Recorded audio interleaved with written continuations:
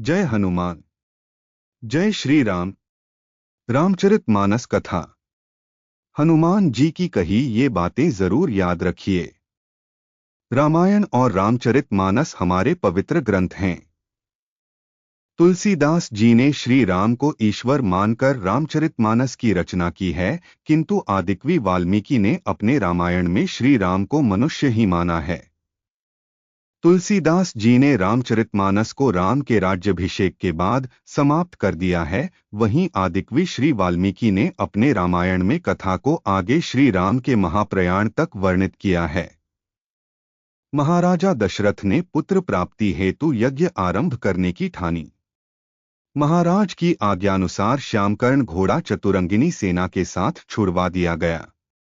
महाराज दशरथ ने समस्त मनस्वी, तपस्वी, विद्वान ऋषि मुनियों तथा वेदविज्ञ प्रकांड पंडितों को यज्ञ संपन्न कराने के लिए बुलावा भेज दिया। इस प्रकार महान यज्ञ का विधिवत शुभारंभ किया गया। संपूर्ण वातावरण वेदों की ऋचाओं के उच्च स्वर में पाठ से गूंजने तथा समिधा की सुगंध से महकने लगा। समस्त पंडितों, ब्राह्मणों, ऋषियों आदि को यथोचित धनधान्य, गौ आदि भेंट करके सादर विदा करने के साथ यज्ञ की समाप्ति हुई। राजा दशरथ ने यज्ञ के प्रसाद चरा, खीर को अपने महल में ले जाकर अपनी तीनों रानियों में वितरित कर दिया। प्रसाद ग्रहण करने के परिणामस्वरूप तीनों रानियों ने गर्भधारण किया। जब चैत्र मास के शुक्ल पक्ष की नवमी तिथि को पुनर्वसु नक्षत्र में सूर्य, मंगल, शनि, बृहस्पति तथा शुक्र अपने अपने उच्च स्थानों में विराजमान थे, कर्क लग्न का उदय होते ही महाराज दशरथ की बड़ी रानी कौशल्या के गर्भ से एक शिशु का जन्म हुआ, जो कि नील वर्ण, चुंबकीय आकर्षण वाले। आयु बढ़ने के साथ ही साथ रामचंद्र गुणों में भी अपने भाइयों से आगे बढ़ने तथा प्रजा में अत्यंत लोकप्रिय होने लगे।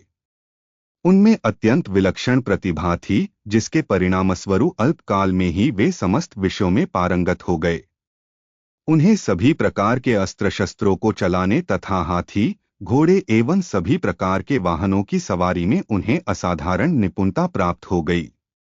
वे निरंतर माता पिता और गुरुजनों की सेवा में लगे रहते थे।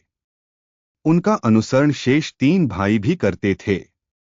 गुरुजनों के प्रति जितनी श्रद्धा भक्ति इन चारों भाइयों में थी, उतना ही उनमें परस्पर प्रेम और सौहार्द भी था।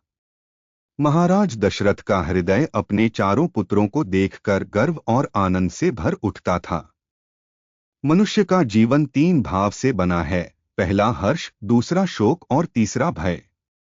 हर्ष का अर्थ होता है खुशी, शोक यानी कि दुख और भय मतलब डर।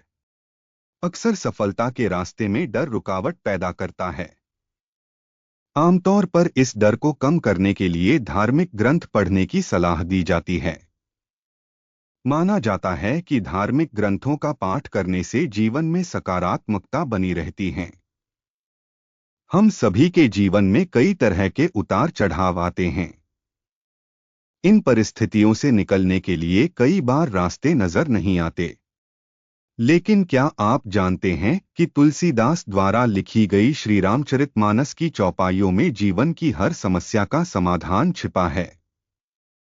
माना जाता है कि इसका पाठ करने से जन्म जन्मांतरों के पाप से मुक्ति, भय, रोग आदि सभी दूर हो जाते हैं। साथ ही जीवन जीने को लेकर नई प्रेरणा का भी प्राप्ति होती है।